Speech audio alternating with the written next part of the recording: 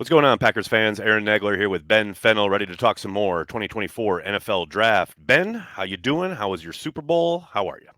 It was a dandy. It was a fun Sunday night, and I'm doing just fine. I'm glad that all 32 teams have now joined us into this draft cycle, ready to move ahead. We're building for next season already, Chiefs included, and it's a good time to be alive here in South New Jersey.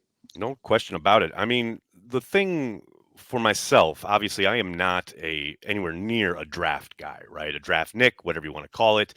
But it is always kind of fascinating when you make that first turn into the draft and the prospects and who you're looking at and what you think your team's needs are and what have you. Man, it's kind of fun to come at it completely fresh as someone who doesn't watch a lot of college football, right? I don't know most of these guys. Like, I've probably seen their names bandied about on Twitter at times and things of that nature, but it's fun for me looking at a kind of a whole new group of guys. For somebody like yourself, you do kind of deep dives on both NFL and college football players pretty much all year long. Is there a time where you kind of start, heavy draft stuff? Or are you doing that kind of all year long?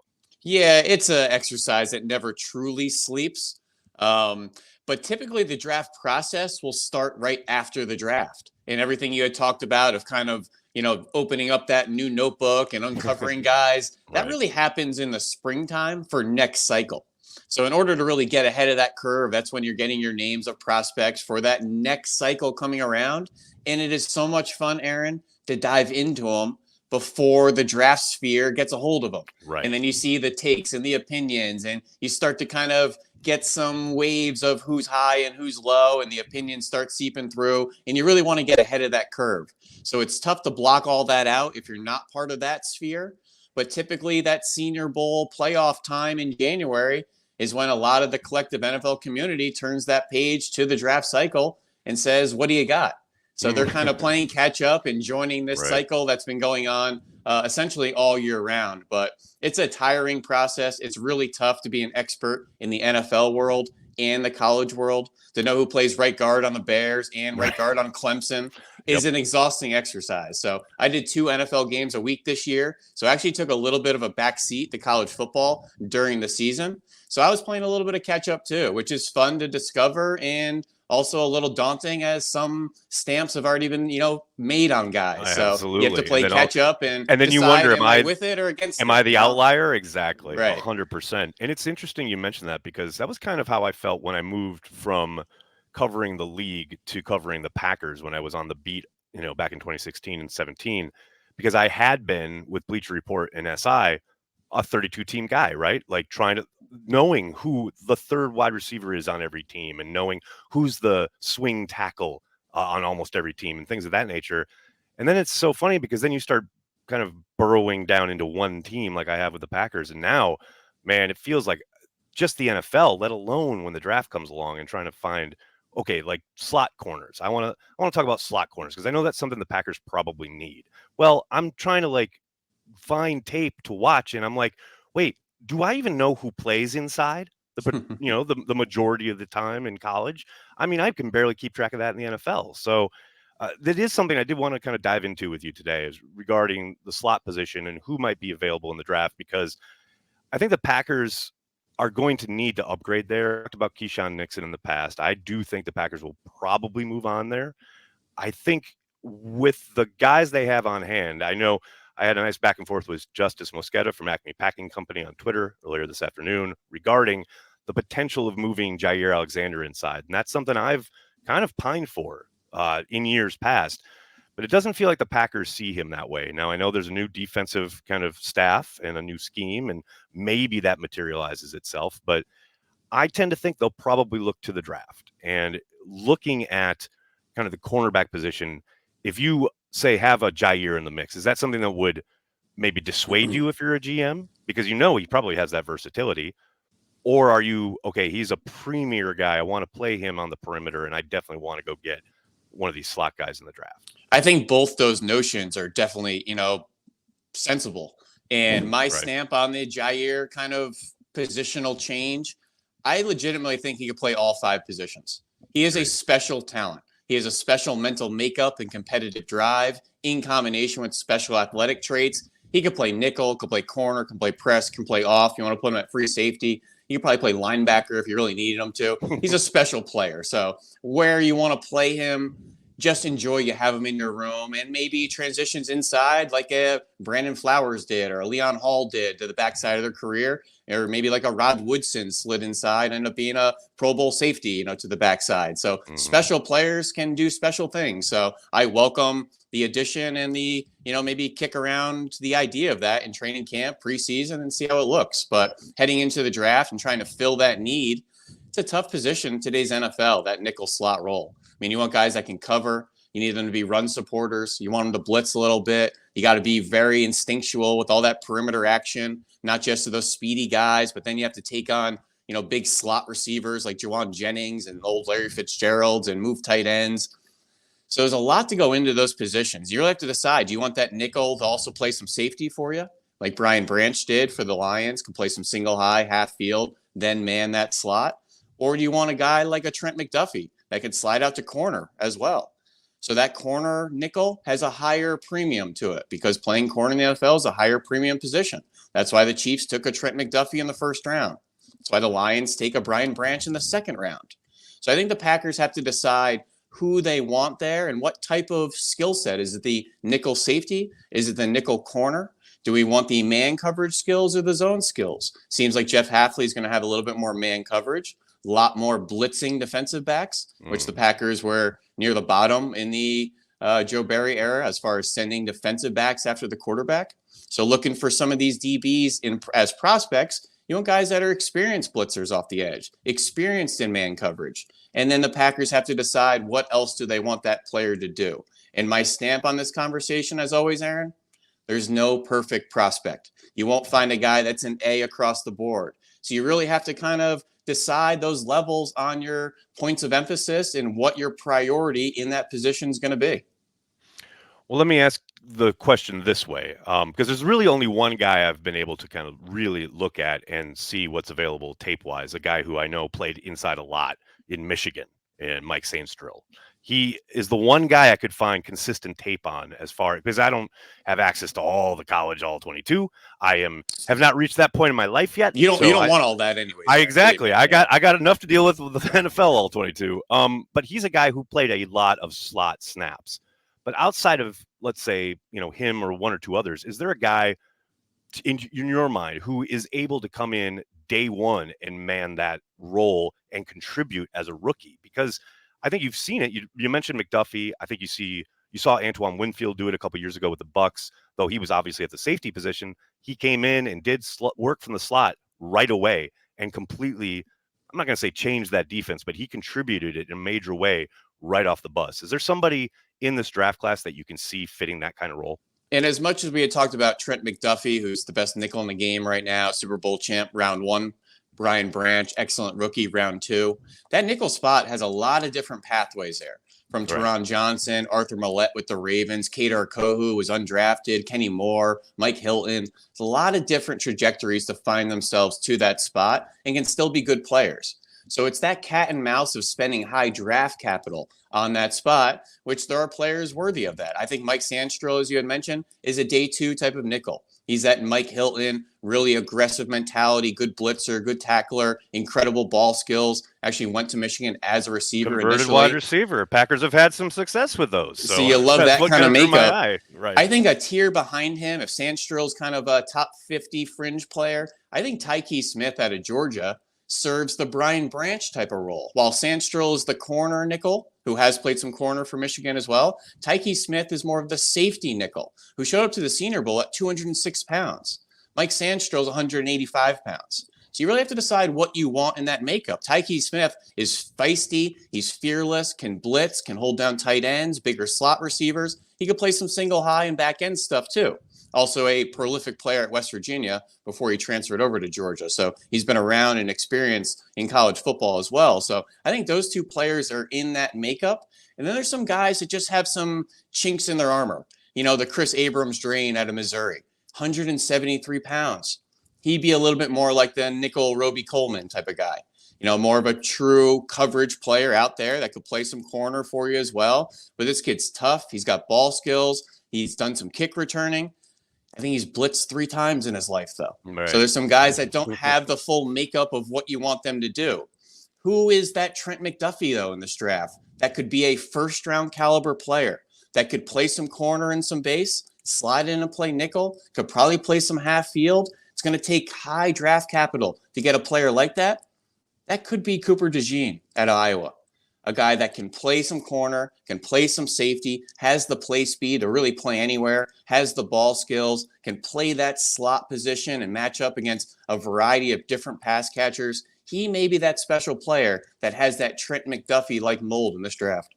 It's funny you mention him because he's clearly a hot name when you talk about the Packers in the draft, at least this early on. He gets mentioned a lot. Hell, he is on the cover of this year's Cheesehead TV draft guide for that reason. Like, he's a guy that I know lots of Packers fans have their eye on, which brings me to this question. I know there are a lot of mocks out there. I don't know how reliable most of them are. Probably most of them not worth the pixels they're printed with. However, you do see him hovering around the end of the first round. And I do consider that a realistic possibility for the Packers at 25. Do you think, again, is that a realistic spot for him to go in this draft so far as the information we have at this moment? Or do you think, given how hot his name is already, and we know how oversaturated the coverage of this thing is this somebody who maybe gets some kind of overhype paralysis by analysis, and all of a sudden you see his name start to plummet a little bit? Well, I think the true premier Petri dish press corner group is going to push him down to the end of the first round. I mean, the Terrian Arnolds, the Nate Wiggins, the Kool-Aid McKinstry, Kamari Lassiter, the Quinier Mitchell, they're all going to get taken ahead of him. Those kids were made in a lab to play press man in the NFL. But it's the positional value of what you think Cooper DeJean can do. And that's very much in that Brian Branch mold, in my opinion, or that Trent McDuffie mold, where you can do multiple things. Maybe not all on an A+ rate, but if you can do A- at 3 different positions, that's a first round caliber player. And I think the Lions would absolutely circle back and take a Brian Branch in round 1, knowing the type of player they're going to get and all the different hats he can wear for their defense. So I think Cooper DeJean is going to be in play in the back end of round 1. And I think someone's going to see that versatile playmaking ability like the Branch, like the McDuffie, and say, you know what, traditionally that safety is getting pushed to day 2, like, Jalen Petrie and Javon Holland and all those guys. But we really see the upside on him. And he's available there from 20 to 25 or to 30 at the back end of round 1. And we have a need there. And we have a like for maybe schools like Iowa and those gritty Big Ten Midwest programs. That could be a really good fit for the Packers, in my opinion. And I know the Josh Jackson pick may be a little sour, It's a but little remember fresh. back It's a to little the fresh. Micah Hydes and the Brian Bulagas, and Yep. there's been some good times doubt. out there No from doubt. those fighting Kirk Ferentzes. You're not wrong about that. And they do seem to have an affinity for that program. There is no doubt about it.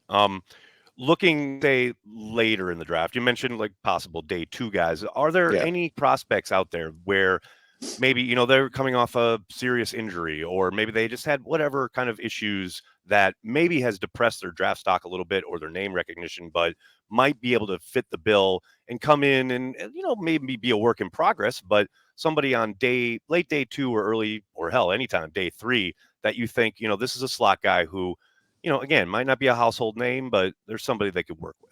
Yeah, plenty of versatile guys that you take flyers on day 3 that can play some corner, some inside, some special teams at the very least. Penn State's got 2 of them, in Kalen King and Daquan Hardy. Both guys have played some time in the slot, kind of inside Joey Porter Jr. for a lot of those years. Up and down play.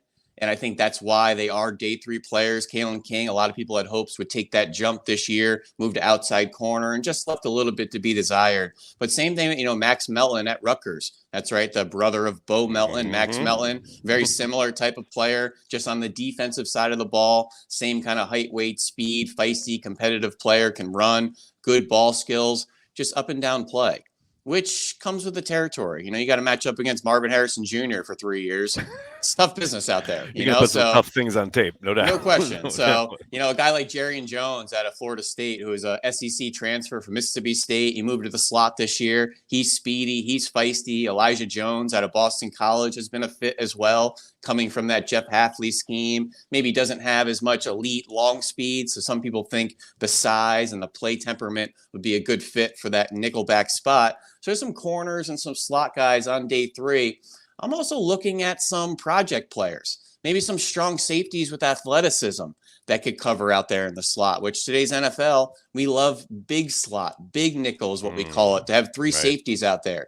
So I think a Jaden Hicks out of Washington State, who didn't get to perform at the Senior Bowl because of an injury, but he's going to be a darling through this draft process. Evan Williams out of Oregon, really good player. I think he was a 4-year player at Fresno State first. Cole Bishop out of Utah. These are strong safety type of players with really good athleticism that I could really see being that tough guy slot, good in run support, good against tight ends, good blitzers, good against perimeter action. Do you want them turning and running against slot fades all the time? Probably not. But again, Aaron, we're not going to find perfect players there. So it's finding those project players, the skill set players that you want to fit, which, believe me, I don't want my slot turning and running a lot. Those big box fades are dangerous against Tyreek Hill. So I like a little bit more zone coverage. I know we're going to be playing a little bit more man here and there, but those nickelback spots, I know we want to find a slot and say, that's our nickel prospect. You got to be creative too. Could be a bigger corner that can't run. It could be a safety with athleticism. It could be an undersized linebacker. And like we had started this conversation with all those journeys to that spot, it could happen again in Green Bay. Like we had seen Keyshawn Nixon find his way to the nickel and end up being a pretty good player. So I think it's fun to project that spot. Question for you regarding the idea of a slot corner, and we were mentioning before how, if it is DeJean, there's a possibility they take him in the first round, late in the first round, but a first rounder nonetheless. You get that 5th-year option. Do you view it? Do you in particular? I know we can't know exactly how the Packers think, but do you view it as a premium position? Because for so long, the conversation in Green Bay and talking about the Green Bay Packers draft has been about how they like to focus on corner, traditional corner, tackle, edge rusher. Like those are the big 3 when it comes to their premium spots. Obviously, quarterback is its own thing, but those are the positions that they've traditionally kind of aired on the side of, okay, if all things are equal, we want to take a premium guy, a guy at a position where we know the value is just kind of more important than everything else on the field. Do you think because of the way, and you heard Brian say it's a 4-2-5 league, you've got that nickel corner almost on the field 75-80% of the time, has that moved into the conversation of a premium position, or is it still somebody kind of like what you're talking about? You're going to try and find guys to fit there rather than, okay, we've got to have it. Personally, I think it is. And, when I see the Jalen Petries and Hollins and those guys and Branches get taken in the round 2 and end up being great players, I feel like they're worthy of first-round capital. But there seems to be this pushback still from the NFL lifers, those base personnel guys stated. that, you just want to think that Levon Kirkland's out there playing off-ball linebacker and, they have to go tackle Natron Means. And that's the football we're playing these days. But if it's 75% sub-package NFL, and believe me, there are some teams that start their game planning saying, who plays nickel for them and how are we attacking them this week? That's like object 1 of a lot of teams on offense because that's such a vulnerable spot.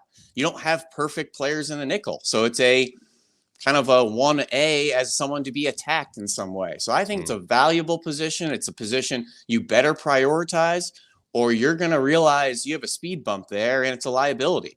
So you need premium talent, however it finds its way there, whether it's a first-round corner like Jair kicking in, or whether you go after a Trent McDuffie to go play that spot, or, you have some sort of conversion or something in between there. But I think it's a premium spot. It's on the field a lot. It's attacked a lot. You ask them to do a lot. So you should go prioritize it in that kind of same complement.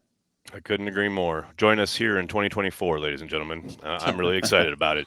Ben, I can't thank you enough for the time, man. I'll definitely be circling back later in the process once we've both gotten to look at a lot more of these guys, or at least I have. But I really appreciate your early thoughts on the slot position in the 2024 draft. Thanks a lot, man. Thanks, Aaron.